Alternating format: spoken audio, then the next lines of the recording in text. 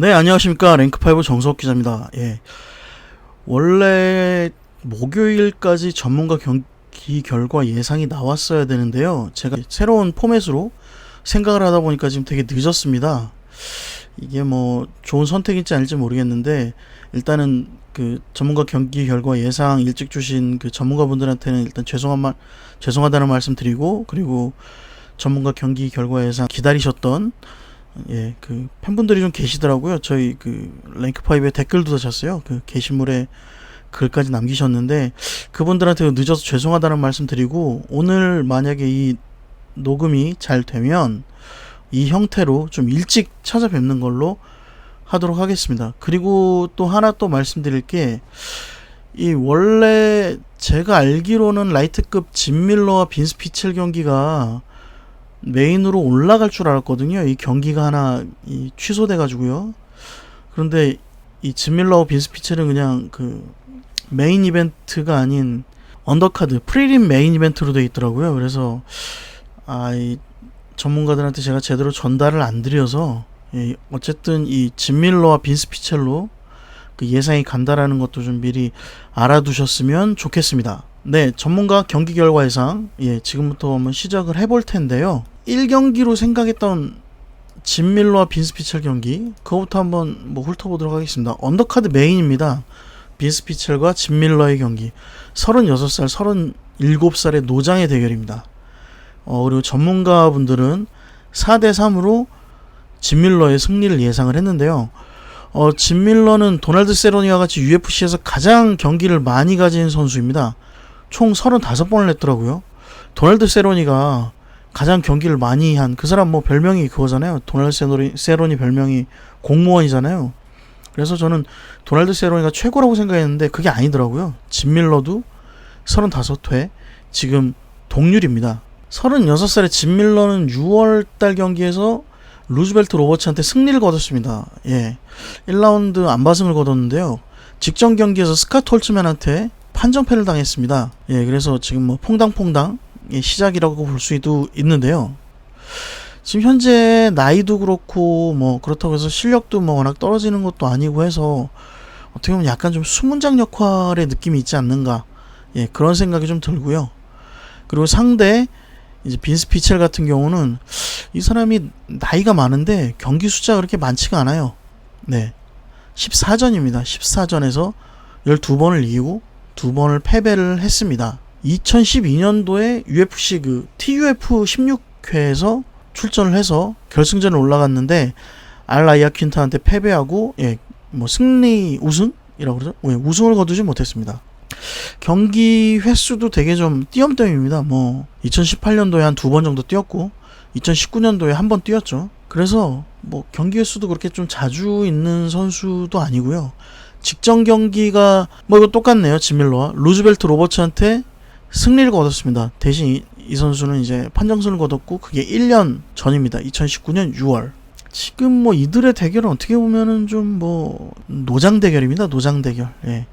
30대 후반의 노장들 대결이라 그냥 뭐랄까 좀 이 UFC라는 무대에서 살아남기 위한 좀 그런 느낌도 들고, 아니면은 지금 현재 코로나로 인해서 UFC가 지금 선수를 구하기 아주 힘들잖아요. UFC가 미국 내에 있는 선수들이 대부분이라서 그렇게 해서 또 이루어진 경기 중에 하나가 아닐까라는 생각도 좀 들긴 합니다. 두 번째 경기로 넘어가 보도록 하겠습니다. 두 번째 경기는 벤텀급 랭킹 12위 존 도슨과, 이 선수 이름이 어려워요. 손지수 선수 리뷰를 듣는 과정에서 손지수 선수도 이 선수의 이름만 얘기하고 성을 얘기를 못하더라고요. 그래서 저도 계속 찾아보고 읽어보고 해서 알게 됐습니다. 이름이 메랍 드발리 시빌리입니다. 이름이 좀 어렵죠.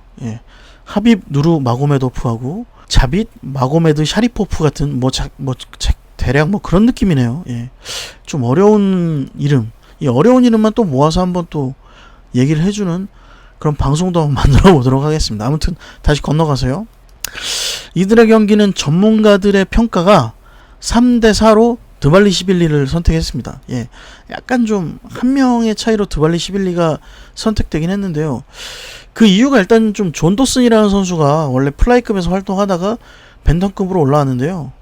이 선수가 이렇게 못하던 선수가 아닙니다. 뭐 지금도 뭐 여기에 랭킹에 남아있을 만큼 뭐 그렇게 못하는 선수는 아닌데, 다만 나이가 이제 35입니다. 예, 나이가 35이고 전적도 이제 20전이 넘는, 나름 이제 좀 노장의 반열로 들어가면서 기량이 점점 좀 떨어지는 그런 그림을 보인다고 이 손진수 선수도 한번 얘기를 해주셨어요. 예, 이 경기 리뷰를 하면서 작년과 재작년에 뭐 계속 패배했습니다. 예, 2018년 9월, 2019년 2월 계속 패배했습니다. 게다가 이제 피터야한테도 판정패를 당했죠.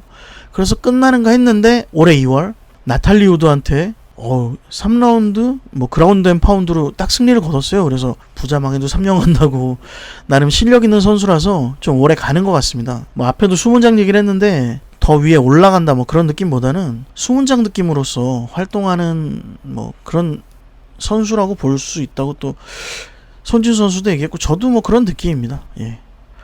반대로 상대인 드발리시빌리는 29살입니다. 예. 20대 파이터죠. 뭐 완전히 그래플러라고 합니다. 예. 손진수 선수가 한번 드발리시빌리 선수를 만난 적이 있대요. 예. 러시아에서 경기를 뛸 때. 그래서 뭐 한번 봤는데 그때 당시에는 좀 그래플링은 어느 정도 하는데 좀 실력이 안 되는 뭐 그런 선수였다고 합니다. 그래서 뭐 그렇게 뭐 이렇게 높지 않게 보다가 요번 이제 시간이 지나고 나서 다시 보니까 이제 좀 엄청나게 실력이 올라온 선수라고 하더라고요. 네, 그래서 뭐 앞으로도 좀 발전 가능성이 있는 선수다라고 볼 수도 있는데, 다만 좀 뭐 제 나름으로 이제 개인적으로 걸리는 게 있다면은 4연승을 했습니다. 4연승을 했는데 이게 다 판정승이에요.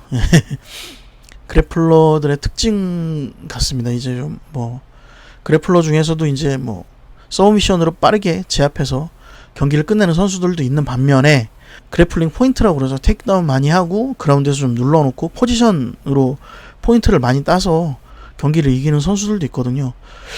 제가 봤을 때는 뭐 메랍 드발리시빌리 선수도 그런 선수가 아닌가 좀 생각하고 있습니다.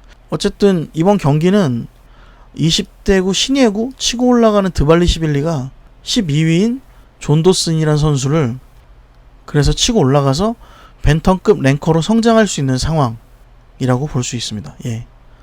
메랍 선수 그리고 이 벤턴급의 흐름으로서는 메랍 드발리시빌리 선수가 이기는 게 그림으로선 좋아 보이는 거죠. 다음 경기입니다. 이제 헤비급 경기인데요. 한국에 좀 자주 왔죠. 알리스터 오브레임의 입을 찢어놓은 자이르지뉴 로젠스트릭 선수, 헤비급 6입니다. 그리고 요즘 약간 좀 하락세를 보이고 있는 주니어 도스 산토스, 헤비급 랭킹 5위죠. 이 둘의 경기입니다. 전문가들은 뭐 1대6입니다. 그냥 로젠스트릭한테 거의 몰빵했고요. 뭐 얘기하자면 저만 도스 산토스 선수를 골랐습니다. 뭐 약간 좀 업셋을 바라는 느낌으로 좀 건 것도 있긴 한데요.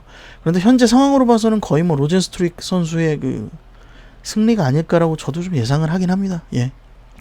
왜냐면 주니어 도스 산토스 선수의 그 최근 성적을 보면요, 예전에 그 한국에서 그렇게 불렀죠. 뭐 주도산이라고 뭐 부를 정도로 나름 각광받는 선수고 뭐 헤비급 타이틀까지 거머쥔 선수인데, 뭐 이런저런 선수들, 그리고 이제 좀 약간 올라오는 선수들이나 좀 이 중급 이하의 선수들한테는 어느 정도 좀 승리를 거두는 듯 하는데, 이 이제 상급 랭킹 뭐 5위 안에 드는 선수들, 그런 선수들한테는 이제 뭐 패배를 하고 있습니다. 뭐 2019년도에 은간호한테도 패배했고요. 그리고 올해 1월에도 커티스 블레이즈한테 패배를 했습니다. 그래서 지금 2연패 중이라서 분위기는 뭐 그다지 좀 좋은 선수는 아닙니다. 반면에 상대인 로젠스트릭 선수는 승승장구입니다. 9연승을 했어요. 프란시스 은간한테 지기 전까지.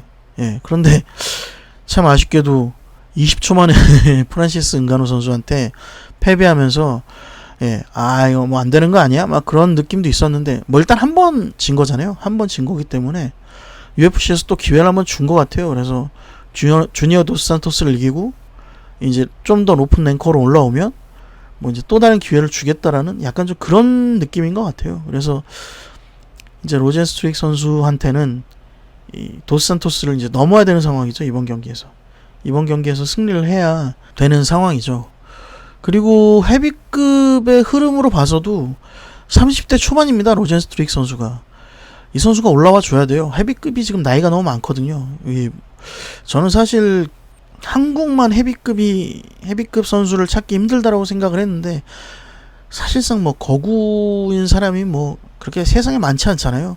전 세계적인 가뭄인 것 같습니다. 그래서 UFC 헤비급도 뭐 챔피언들도 뭐 일단 뭐 나이가 많잖아요. 뭐 거의 이제 40줄에 가고 있는데, 이 로젠스트릭스 선수처럼 이렇게 뭐 30대 초반이나 뭐 20대까지는 뭐 바라지도 않고 30대 초반 선수들이 좀 올라와 줘야 이 UFC 헤비급도 좀 돌아가는 느낌을 좀 보여줄 수 있는 거죠.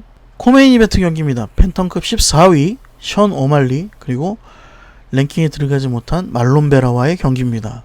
이건 뭐 이것도 좀 처참합니다. 전문가분들 전원이 션 오말리를 선택하셨어요. 그게 다 이유가 있죠. 왜냐면은 션 오말리가 지금 UFC에서 엄청 지지를 받고 있거든요. 이 선수가 사실 뭐 약물 문제로 1년 정도 쉬기도 했습니다만, 그래도 뭐 빠르게 복귀해서 지금 뭐 각광을 받고 있어요. 2017년도에 데나와이드 컨텐트 시리즈에서 좋은 경기 보여주고 줄곧 4연승 중입니다. 총 전적으로 따지면요 12승 무패입니다. 25살이에요. 나이도 젊어. 그리고 이 자기를 또 잘 꾸밉니다. 머리 헤어스타일도 그렇고요. 머리가 알록달록해요. 이번 경기 통해서 또 뭐 머리 색깔을 또 바꾼 것 같더라고요. 이런 행동을 보이고 이런 뭐 퍼포먼스를 보인 선수들은 뭐 대표 입장에서는 워낙 좋아 보이죠. 저렇게 활동을 잘하고 어필도 잘하면 팬들도 좋아하고 그게 바로 수익으로 이어지기 때문에 너무 좋아할 수밖에 없습니다. 그래서 아마도 뭐 손지 선수도 얘기했지만 션 오말리가 이겨야 되는 경기다. 이겼으면 하는 게 또 UFC 관계자들이나 수뇌부들의 입장이다 라고까지 말을 합니다. 뭐 그건 여러 가지 이유가 있는데요. 그건 또 뒤에서 말씀을 드리고요. 상대는 말론 베라입니다. 벤턴급 강자죠. 사실 말론 베라는 좀 억울한 게 있어요. 2018년도부터 5연승 했어요. 5연승. 2018년도 8월, 11월, 2019년 3월, 7월, 10월 뭐 계속 연승을 이어갔습니다. 뭐 랭커에 들어가는 것도 뭐 거의 꿈이 아닐 정도로요. 그런데 올해 5월에 송야동이라는 선수 만나가지고 이제 판정패를 했는데, 그게 이제 좀 말이 많아요. 미디어들은 아니다, 송야동이 이긴 게 아니라 말론 베라가 이겼다, 이런 얘기를 좀 많이 하고, 뭐 격투기 팬들도 대부분 좀 그런 의견이 많거든요. 그래서 좀 아쉬운 면이 있고, 그 송야동이 아무래도 뭐 좀 중국 영향이 있나? 뭐 그런 느낌까지 뭐 생각하는 뭐 그런 느낌인데요. UFC 분위기에서는 지금 션 오말리의 승리를 원하고 있습니다. 팬들도 뭐 거의 대부분 그럴지 모르겠는데, 일단 UFC에서는 그런 느낌이고요. 또 왜냐면은 또 25살이라 젊어요. 젊고 잘 싸워요. 그러다 보니까 이 벤턴급에서 뭔가 이렇게 새로운 좀 뭐랄까 스토리라든가 반향을 좀 일으킬 수 있는 선수이기 때문에 좀 많이 각광을 받고 있긴 합니다. 베라가 이기면은 좀 약간 찬물을 끼얹은 분위기가 되지 않을까, 막 그런 느낌이 있는데 모르겠습니다. 이 결과에 따라서 또 벤턴급 향방이 어떻게 변할지 또 그걸 지켜보는 것도 또 나름 재미겠네요. 마지막 메인 이벤트 경기입니다. 3차전이죠. 3차전 스티페 미오치치 챔피언입니다. 챔피언 스티페 미오치치와 헤비급 랭킹 1위 다니엘 코미오의 3차전입니다.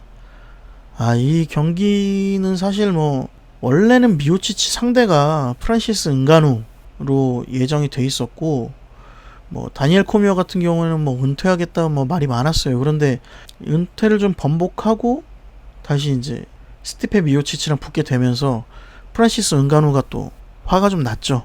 불만도 많았고. 그래서 이제 뭐 프란시스 은가누한테 뭐 딴 데서 경기를 좀 치러주겠다라고 해서 좀 약간 무마한 상태인데, 뭐 어쨌든 코미오는 이번 경기를 통해서 은퇴를 한다고 하니까 코미오는 뭐 죽을 힘을 다해서 이번에 이기려고 하겠죠. 전문가 예상을 말씀을 안 드렸는데요. 뭐 전문가 예상은 뭐 미오치치의 승리입니다. 거의 6대1입니다. 고연 기자를 제외하고 모두 스티페 미오치치를 선택했습니다. 스티페 미오치치가 1차전에선 졌는데 2차전에서 이제 파해법을 발견을 해서 이 팔이 짧다 보니까 손을 올려서 상대에게 이제 좀 상대에게 거리를 잡고 상대한테 최대한 가까이 가서 첫 번째 타격을 피한 다음에 바로 이제 가까이 가서 타격을 취하는, 그래 아니면은 클린치를 하는 그런 전략이 있는데요. 그래서 그 손을 내려가게 하기 위해서 스티페 미오치치 선수가 선택한 게 바디샷입니다. 이상하게 뭐 바디샷을 맞고 갑자기 다니엘 코미어 선수의 손이 내려갔죠. 2차전 때. 그러면서 바디를 계속 노리는 상황에서 미오치치가 승기를 잡고 결국에는 챔피언 벨트를 다시 허리에 감기도 했습니다. 이번에 이제 3차전인데 어떤 그림이 나올까 뭐 궁금해 하시는 분들도 많으실 텐데요. 저도 많이 궁금합니다. 이번에는 또 어떤 그림이 나올까 하는데, 사실 뭐 새로울 건 없다라는 식으로 다들 얘기를 해주시네요. 뭐 새로울 건 없고 그냥 비슷하게 가는데 어떤 한 끗 차이가 있을지, 그리고 코미어가 하단 태클을 얼마나 칠지. 미오치치는 손지 선수의 말로는 뒷손 스트레이트를 안 썼다고 그러더라고요. 뒷손 바디 스트레이트를 안 썼는데 이번에는 그 바디 스트레이트가 어떻게 나와서 코미어를 공략할지, 그게 관건이라고 합니다. 붓기를 좋아하는 코미어한테는 이번 무대가 좀 유리해요. 왜냐면 UFC 에이펙스가 기존보다 경기장이 되게 작습니다. 원래 옥타곤 평균 크기가 9.144m라고 합니다. 뭐 30피트라고 그러는데요. 5피트 정도가 작아요. 에이펙스에 있는 그 옥타곤 크기가 7.62m라고 합니다. 그렇게 작다 보니까 요즘에 그 경기를 보신 분들은 아시겠지만 이 선수들이, 아웃복서들이 되게 좀 힘들어해요. 계속 더 많이 움직여야 되고 더 많이 뻗어야 되고 막 그러다 보니까 체력도 막 금방금방 소진되고, 미오치치가 그거에 얼마나 영향을 받을까. 사실 미오치치는 큰 경기장에서 하고 싶었다고 제가 들었거든요. 그런데 이번에 결국엔 그렇게 하지 못하게 됐고 결국엔 에이펙스에서 하게 됐는데, 그게 또 변수로 작용하면 또 변수로 작용할 수도 있을 것 같습니다. 네, 지금 경기 5경기 다 제가 뭐 말씀을 드렸는데요. 이번에는 또 어떤 결과가 나올지 사실 좀 궁금합니다. 현재 3, 4분기 UFC 경기 결과 전문가 예상 순위가 1위가 22포인트로 고현 기자입니다. 예, 고현 기자가 좀 초반부터 계속 치고 달렸는데 예, 계속 1위를 하고 있고요. 그리고 2위가 류병학 기자, 정서훈 칼럼, 그리고 뭐 운 좋은 제가 또 여기 들어가 있습니다. 예, 이게 또 운이라서 어떻게 변할지도 모르고요. 그리고 그 밑에 이제 정윤아 칼럼이 있고요. 그리고 그 밑에 성우찬 칼럼과 최우석 기자가 있습니다. 오늘 경기를 통해서 또 어떻게 바뀔지 모르니까 이 경기 결과가 또 나오는 대로, 그리고 또 경기 결과 예상 결과에 대해서 랭크5 페이스북으로 오면은 예상 순위 보실 수 있으니까요. 랭크5 페이스북 페이지 오셔서 꼭 확인해 보시기 바랍니다. 예, 지금까지 랭크5 정성욱 기자였고요. 다음 주에는 좀 더 빠르게 전문가 경기 결과 예상 전해드리도록 하겠습니다. 감사합니다.